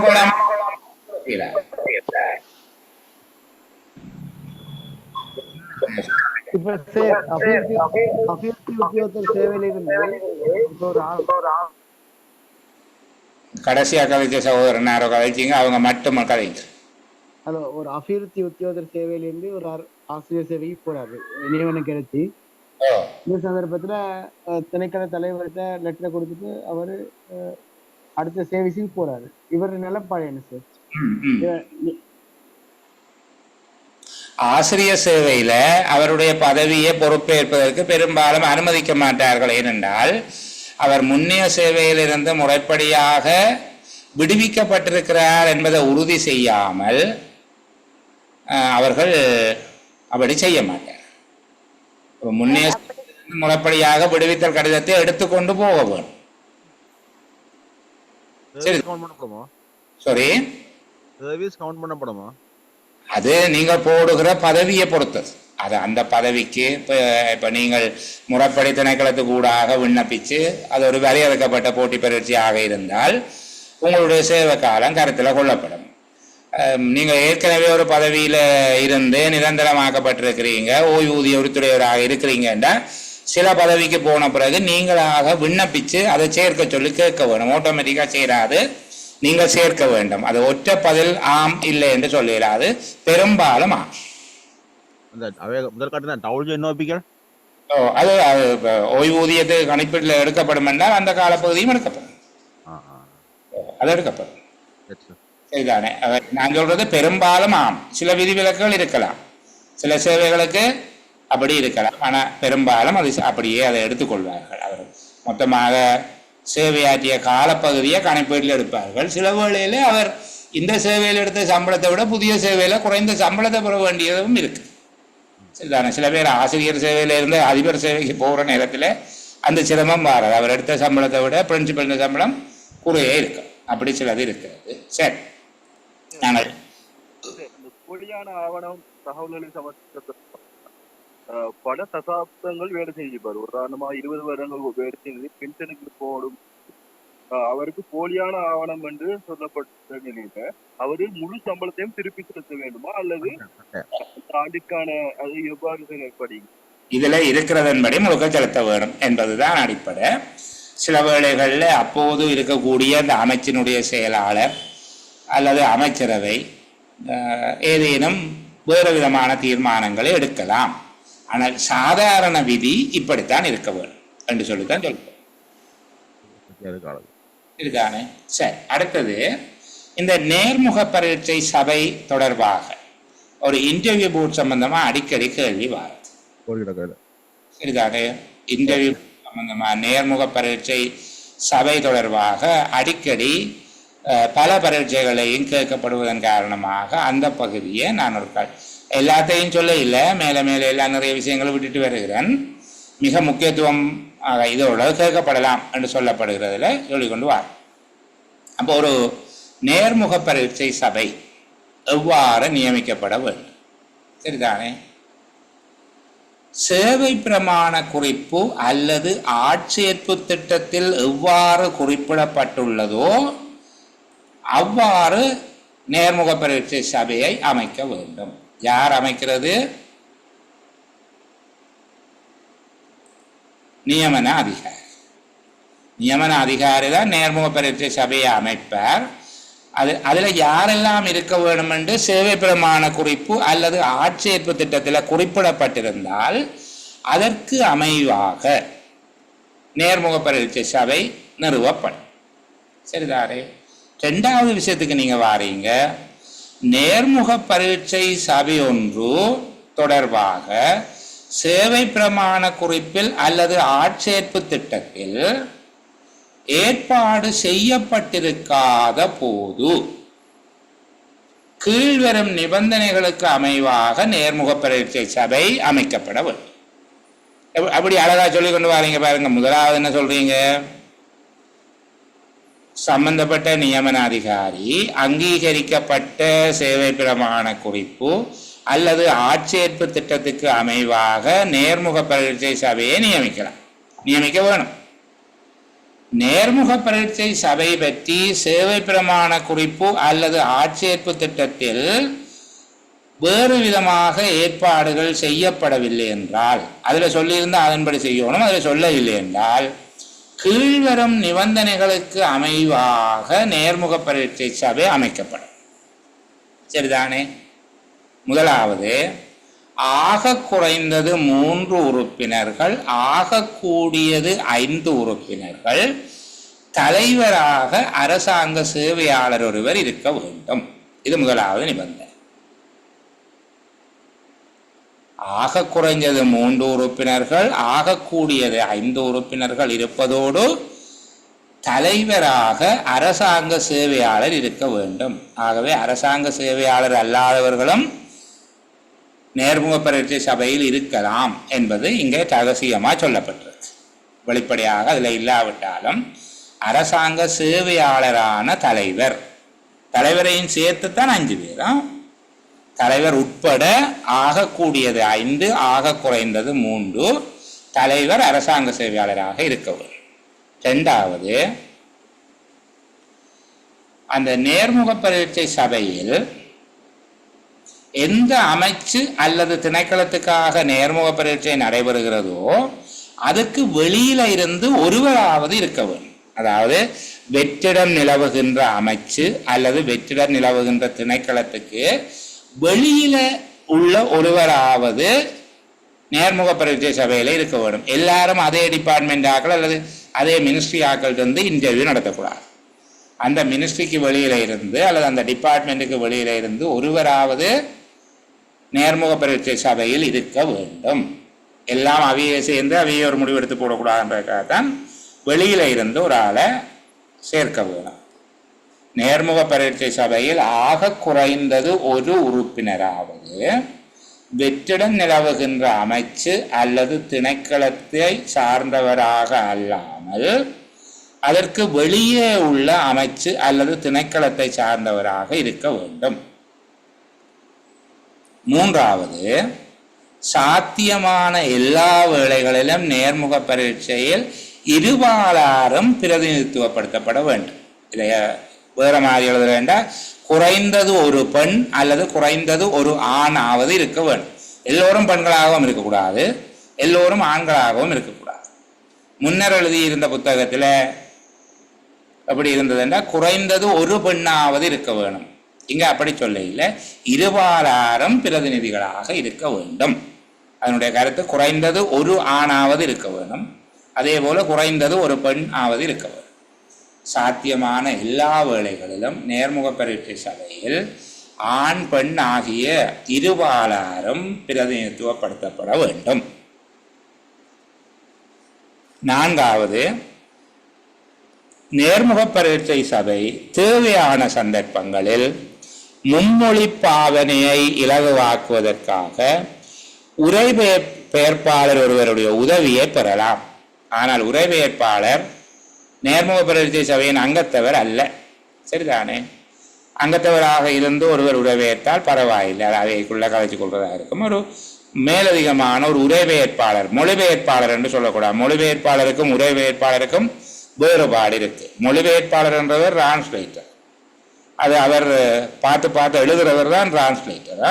மொழிபெயர்ப்பாளர், உரைபெயர்ப்பாளர் என்றால் பேசுகிற போது அதை கேட்டு இன்னொரு பாஷையில சொல்றவர் இன்டர்பிரிட்டர். இங்க டிரான்ஸ்லேட்டர் அல்ல. நாங்கள் அப்படி பேசுகிறவரையும் டிரான்ஸ்லேட்டர் என்று சொல்றாங்களா, அவர் டிரான்ஸ்லேட்டர் அல்ல, அவர் மொழிபெயர்ப்பாளர் அல்ல, உரைபெயர்ப்பாளர் அவருடைய பேர்.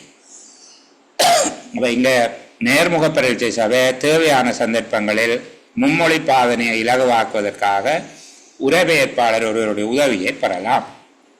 கேட்டால் இவ்வளவு விடயங்களையும் உள்ளடக்கியதாக 5 விடயங்களை உள்ளடக்கி நீங்க விடை எழுதுங்க, அப்படியே 5 புள்ளியை உங்களுக்கு அள்ளி தருவேன். எப்படி சொல்றீங்க? ஆட்சேர்ப்புக்காக அமைக்கப்படுகின்ற நேர்முக பரீட்சைகள் தொடர்பான முக்கியமான அம்சங்கள். ஆட்சேர்ப்புக்காக அமைக்கப்படுகின்ற நேர்முக பரீட்சை தொடர்பான முக்கியமான அம்சங்கள்: 1, நியமன அதிகாரியினால் அங்கீகரிக்கப்பட்ட சேவை பிரமாண குறிப்பு அல்லது ஆட்சேர்ப்பு திட்டத்துக்கு அமைவாக நேர்முக பரீட்சை சபை நியமிக்கப்பட வேண்டும். 2வது, நேர்முக பரீட்சை சபை ஒன்று சேவை பிரமாண குறிப்பு அல்லது ஆட்சேர்ப்பு திட்டத்தில் ஏற்பாடு செய்யப்படாமல் இருக்கும் போது பின்வரும் நிபந்தனைகளுக்கு உட்பட்டு நேர்முக பரீட்சை சபை அமைக்கப்பட வேண்டும். இதுக்கு பிறகு அந்த நிபந்தனைகளை சொல்ல போறீங்க. சரிதானே? ஆக குறைந்தது 3 உறுப்பினர்கள், தலைவர் உள்ளடங்களாக ஆக குறைந்தது 3 உறுப்பினர்கள், ஆக கூடியது 5 உறுப்பினர்கள், தலைவர் அரசாங்க சேவையாளராக இருக்க வேண்டும். இரண்டாவது, நேர்முக பரீட்சை சபையில் குறைந்தது ஒருவராவது வெற்றிடம் நிலவும் அமைச்சு அல்லது திணைக்களத்தை சாராத வேறு அமைச்சு அல்லது திணைக்களத்தை சார்ந்தவராக இருக்க வேண்டும். மூன்றாவது, சாத்தியமான எல்லா வேளைகளிலும் நேர்முக பரீட்சை சபையில் ஆண் பெண் இருபாலாரும் பிரதிநிதிகளாக இருக்க வேண்டும். நான்காவது, நேர்முக பரீட்சை சபை தேவையான சந்தர்ப்பங்களில் மும்மொழி பாவனையை இலகுவாக்கும் நோக்கில் உரைபெயர்ப்பாளர் ஒருவரின் உதவியை பெறலாம். நேர்முக பரீட்சை சபை தொடர்பாக கேட்டால் நீங்கள் அழகாக எழுதிட்டு வந்துடுவீங்க. சரியா? மேலே சொல்லப்பட்டதில் அதை விட முக்கியமான அலுவல்கள் இல்லை, இவ்வளவும் இருக்குது. நேர்முக பரீட்சை சபை ஒன்றுக்கு வழங்கப்பட வேண்டிய ஆவணங்களவை என்று சொல்லி கேட்பாங்க. 75வது ஆர்டிக்கலை பற்றி கதைக்கிறேன். சரிதானே? நேர்முக பரீட்சை சபை ஒன்றுக்கு ஒரு இன்டர்வியூ போர்ட்டுக்கு என்னென்ன டாக்குமெண்ட் கொடுக்கணும், இந்த 4 டாக்குமெண்ட்டையும் எழுதினீங்கன்னா உங்களுக்கு 4 புள்ளியோ 5 புள்ளியோ வந்துடுவாங்க. ஒரு நேர்முக பரீட்சை சபை கீழ்வரும் தகவல்கள் மற்றும் ஆவணங்களை வழங்க வேண்டும். ஒரு நேர்முக பரீட்சை சபை தன்னுடைய கடமையை செய்வதற்கு கீழ்வரும் தகவல்களையும் ஆவணங்களையும் வழங்க வேண்டும். முதலாவது, தொடர்புடைய அதாவது ஆட்சேர்ப்போடு தொடர்புடைய அங்கீகரிக்கப்பட்ட சேவை பிரமாண குறிப்பு அல்லது ஆட்சேர்ப்பு திட்டம் அவரிட கொடுக்கவும். சேவை பிரமாண குறிப்பு அல்லது ஆட்சேர்ப்பு திட்டத்துக்கு அமைவாகத்தானே நியமனம் நடக்கும். ஆகவே நேர்முக பரீட்சை சபை அதனுடைய விதிகளை பற்றி அறிந்து கொள்வதற்கு அவர்களுக்கு கட்டாயம் அங்கீகரிக்கப்பட்ட சேவை பிரமாண குறிப்பு அல்லது ஆட்சேர்ப்பு திட்டம் கொடுக்கவும். இரண்டாவது, பதவிக்கான ஆட்சேர்ப்புக்கு விண்ணப்பங்கள் கோரப்பட்ட போது வெளியிடப்பட்ட விளம்பரம். பதவிக்கான ஆட்சேர்ப்புக்கு விண்ணப்பங்கள் கோரும்போது வெளியிட்ட விளம்பரத்தினுடைய பிரதி கொடுக்கவும். மூன்றாவது, விண்ணப்பதாரர்களுடைய எண்ணிக்கை, எத்தனை பேர் வருவார்கள், பெயர்கள் மற்றும் தகமைகள் பற்றிய பொழிப்பு. பெயர்கள் மற்றும் தகமைகள் பற்றிய பொழிப்பு என்றால் இப்போ இந்த வேலைக்கு எடுக்க போகிறாங்க என்றால் அந்த வேலையை பற்றி அங்கீகரிக்கப்பட்ட பல்கலைக்கழகமின் பட்டம், கல்விப்பொது தராதர உயர்தர பரீட்சையில் ஆக குறைந்தது 3 பாடங்களில் சித்தி, கல்விப்பொது தராதர சாதாரண தர பரீட்சையில் தாய்மொழி கணிதம் ஆகிய பாடங்களில் விசேட சித்தி அல்லது திறமை சித்தியோடு 6 பாடங்களில் சித்தி என்று சொல்லி அந்த சமரி எல்லாம் போட்டு கொடுக்க வேணும். சரிதானே?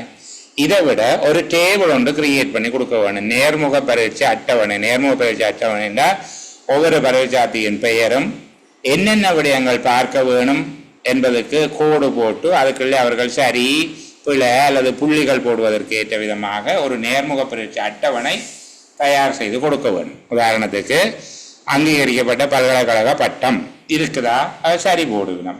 அந்த ஒவ்வொரு குளத்துக்குள்ளையும் எழுதி கொடுக்க வேணும்.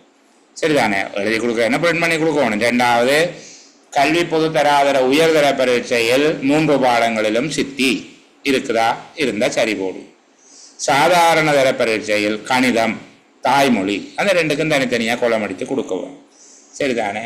திருமணம் ஆகாதவராக இருக்க வேணும் என்று சிலதுக்கு இருக்கு. சில துணை மருத்துவ சேவைகளுக்கு ஆட்சேர்ப்பு செய்யும் போது திருமணமானவராக இருக்கக்கூடாது. துணை மருத்துவ சேவை என்பது நான் தாதியர் சேவை போன்றவற்றை சொல்கிறேன். சில சேவைகளுக்கு திருமணமாகி இருக்கக்கூடாது என்று சொல்லுவார். அப்போ திருமணமானவரா ஆகாதவரா என்று சொல்லி அந்த விடயங்கள் எல்லாத்தையும் போடுறதுக்கு அல்லது புள்ளிகள் போடுறதாக இருந்தால் அந்த மார்க்கிங் ஸ்கீம் சரிதானே, என்னென்னதுக்கு எத்தனை புள்ளி என்று சொல்லி அந்த நேர்முக பரீட்சை அட்டவணை ஆகிய 4 விடயங்கள் இருக்க வேணும். இதுகளெல்லாம் நீங்கள் திருப்பி சொல்லி பார்க்க வேணும். இப்போ நான் சொல்கிற போது சரியாக இருக்கும், அப்புறம் மறந்து போய் சரியா. நேர்முக பரீட்சை சபைக்கு சமர்ப்பிக்கப்படும் ஆவணங்கள் 4 என்று போட்டு வைக்கிறீங்க. போட்டு வச்சுட்டு முதலாவது என்ன, சேவை பிரமாண குறிப்பு அல்லது ஆட்சேர்ப்பு திட்டம். 2வது ஆட்சேர்ப்பு விளம்பரம். 3வது விண்ணப்பதாரர்களுடைய பெயர் பட்டியல் எண்ணிக்கை தகமைகள் பற்றிய பொழிப்பு சமரி குவாலிஃபிகேஷன் சமரி. 4வது நேர்முக பரீட்சை அட்டவணை ஆகியவை சமர்ப்பிக்கப்பட வேண்டும் என்பதை அவர்கிட்ட கொடுக்க வேண்டும் நேர்முக பரீட்சை சபைக்கு. இவ்வளவு சொன்னீங்கன்னா போதும். சரிதானே?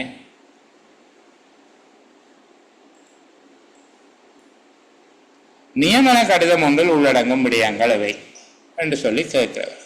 சரியா? இதில் நியமன கடிதம் ஒன்று வழங்குறது நிரந்தர நியமனமாக இருந்தால் இதனுடைய பின்னிணைப்பு 3வது பின்னிணைப்புக்குள்ள இருக்கு. ஒரு நியமன கடிதம் ஒன்று நீங்கள் வழங்குகிற போது நிரந்தர நியமனமாக இருந்தால், நிரந்தர நியமனம் வழங்குகிற போது இதில் இருக்கிற பின்னிணைப்பு 3 இருக்குது. ஒப்பந்த அடிப்படையிலான நியமனங்கள் போன்றவையாக இருந்தால் பின்னிணைப்பு 4 பிரகாரம் இருக்கும். நாங்கள் இந்த பின்னிணைப்புகளை ஒரு தடவை பார்த்து கொள்வோம். அதுக்குள்ள கேள்வி வரும். உதாரணமாக நியமன கடிதம் ஒன்றில் உள்ளடங்குகிற விடயங்களை என்று கேட்பார்கள். இங்கே ஒரு இடமும் இருக்காது. அந்த பின்னிணைப்பில் நாங்கள் கடிதத்தை பார்த்து அது 4 அல்லது 5 பெரிய பிரிவுகளுக்கூடாக அது இருக்கும். சரிதானே? அந்த 4, 5 பிரிவுகளும் என்ன என்பதை பற்றி நாங்கள் இன்னொரு செய்தனில் பார்ப்போம். நீங்கள் களைச்சி போயிருக்கிற நேரத்தில் இப்போ நான் அங்கே புது இடத்துக்கு கூட்டிக் கொண்டு போக இல்லை. சரிதானே? அதே போல் ஒவ்வொரு பின்னிணைப்பு சம்பந்தமாகவும் சாதாரணமாக பார்த்து வைக்க வேணும். தான் கடமையை பொறுப்பேற்றுக் கொள்வார் அல்லது பொறுப்பேற்றுக் கொள்ள மாட்டார் என்று வீட்டை இருந்தே அறிவிக்கிறதுக்கு ஒரு படிவம் இருக்குது. அது பின்னிணைப்பு 5. வேலைக்கு போயிட்டு அங்கே அலுவலகத்தில் நான் வேலைக்கு வந்துட்டேன் என்று கடமையை பொறுப்பேற்கும் கடிதம் இருக்குது. பின்னிணைப்பு 6. பின்னிணைப்பு 6ல் அவர் கடிதம் ஒன்றை கையளிப்பார். கடமைகளை பொறுப்பேற்கும் ஒருவர் கடமைகளை பொறுப்பேற்ற கடிதத்தை கொடுக்கிறது பின்னிணைப்பு 6. கடமைகளை பொறுப்பேற்பேன் இந்த நியமன கடிதத்தில் குறிப்பிடப்பட்ட நிபந்தனைகளுக்கு உட்பட்டு தான் அந்த பதவியை ஏற்றுக்கொள்ளுகிறாரா இல்லையா என்பது பற்றி நியமன அதிகாரிக்கு எழுத்து மூலமாக அறிவிப்பது பின்னிணைப்பு 5. நான் பதவியை பொறுப்பேற்று விட்டேன் என்று சொல்லி அறிவிக்கிறது பின்னிணைப்பு 6. சரி, நியமன கடிதங்கள் பின்னிணைப்பு 3, பின்னிணைப்பு 4. பின்னிணைப்பு 1 என்ன? சேவை பிரமாண குறிப்பு. பின்னிணைப்பு 2 ஆட்சேர்ப்பு திட்டம். இந்த மாடல்கள் எல்லாம் பின்னுக்கு இருக்கு. பின்னிணைப்பு 1 சேவை பிரமாண குறிப்பு, பின்னிணைப்பு 2 ஆட்சேர்ப்பு திட்டம், பின்னிணைப்பு 3, 4 நியமன கடிதங்கள், 5 நியமன கடிதத்தில் உள்ள நிபந்தனைகளுக்கு அமைவாக கடமையை பொறுப்பேற்பேன் அல்லது பொறுப்பேற்க மாட்டேன் என்பது பற்றி நேரடியாக நியமன அதிகாரிக்கு அறிவிக்கிறது பின்னிணைப்பு 5. உரிய நிறுவனத்தில் போய் திணைக்கள தலைவர் அல்லது நிறுவன தலைவருக்கு ஊடாக நியமனத்தை பொறுப்பேற்றுக் கொண்ட பின்னர் நியமனத்தை பொறுப்பேற்றுக் கொண்டேன் என்பதை அறிவிக்கிறது 6வது பின்னிணைப்பு. இப்போதைக்கு இவ்வளவும் காணும். சரிதானே? 6வது பின்னிணைப்பு மட்டும் காணும். பிறகு மிச்ச பின்னிணைப்பை பற்றி பேர்ந்து கதைப்போம். இதில் கேள்வி என்னென்றால், கடமைகளை பொறுப்பேற்கும் போது சமர்ப்பிக்க வேண்டிய ஆவணங்கள் அது. கடமைகளை பொறுப்பேற்கும் போது சமர்ப்பிக்க வேண்டிய ஆவணங்கள். எளிமையான கேள்வி. நீங்கள் இலகுவா புள்ளி எடுக்கலாம். வந்தால் கடவுளுக்கு நன்றி. கடமையை பொறுப்பேற்கும் நாளில் அன்றைக்கு மெடிக்கல் எல்லாம் அண்டையை கொடுக்குறேன் இல்லையா? மெடிக்கல் எல்லாம் அண்டையை கொடுக்க இயலாது தானே? சத்தியம் அல்லது உறுதியுரை எல்லாம் உடனே செய்ய இயலாது. உடனே கொடுக்க வேண்டிய ஆவணங்கள் என்ன? சரியா? 96 நாங்கள் பார்க்க வேணும். நியமனத்தை பொறுப்பேற்கும் ஒருவர் நியமனத்தை பொறுப்பேற்கும் நாளிலேயே நியமன அதிகாரி திணைக்கள தலைவர் அல்லது நிறுவன தலைவரிடம் கையளிக்க வேண்டிய ஆவணங்கள் அவை. முதலாவது, கடமையை பொறுப்பேற்கும் முதலாவது நாளிலேயே தான் கடமையை பொறுப்பேற்றதை உறுதிப்படுத்தும் வகையில் பின்னிணைப்பு 6ல் உள்ள விதமாக கடிதம் ஒன்று கையளிக்க வேண்டும். அதை எழுதணும். அதை விட்டுட்டு சில பேர் என்ன 97 இருக்கிறத மட்டும் எழுதி விடுறது. முக்கியமான விடயம் தவறப்பட்டுப்போம். எப்படி சொல்றீங்க? கடமையை பொறுப்பேற்கும் முதலாவது நாளிலேயே தான் கடமையை பொறுப்பேற்றதை உறுதிப்படுத்தும் வகையில் பின்னிணைப்பு 6ல் உள்ளவாறு கடமையை பொறுப்பேற்ற கடிதத்தை கையளிக்க வேண்டும். அடுத்தது, கடமையை பொறுப்பேற்கும் போது கீழ்வரும் ஆவணங்களையும் சமர்ப்பிக்க வேண்டும் என்று சொல்லி போட்டு ஆவணங்களை எழுத போறீங்க. தேசிய அடையாள அட்டையின் சான்றுபடுத்திய பிரதி, பிறப்பு பதிவு சான்றிதழ், கல்வி தகமைகள், தொழில் சார்ந்த தகமைகள், ஏனைய தகமைகள் என்பவற்றின் மூல சான்றிதழும் ஒரு சோடிய ஒவ்வொன்றிலையும் 2 கொப்பியும் 2 கொப்பியும் அந்த உத்தியோகத்தரே அதில் சார்ந்தளிக்க வேணும். மூல சான்றிதழின் உண்மையான பிரதிகள் என நியமனம் பெறும் உத்தியோகத்தர் எழுதி கையெழுத்து வைக்க வேணும். வேற யார்கள்ட்ட ஏபிட்ட கையெழுத்து வேண்ட தேவையில்லை. இந்த உத்தியோகத்தரே அது பின்னர் போலியான சான்றிதழ் கொடுத்தவரா இல்லையா அந்த பிரச்சனை வரைகளை இங்கே இந்த விடயம் முக்கியம் பெறும். பதவிக்குரிய அடிப்படையான கல்வி தகமைகள், பிற கல்வி தகமைகள், தொழில்சார் தகமைகள் என்பவற்றின் மூல சான்றிதழும் ஒவ்வொரு சான்றிதழுக்கும் 2 போட்டோ காப்பி ஒளிப்பட பிரதிகளும் சான்றிதழின் உண்மையான பிரதிகள் என நியமன பெறும் உத்தியோகத்தர் சான்றுபடுத்தி இருக்க வேண்டும்.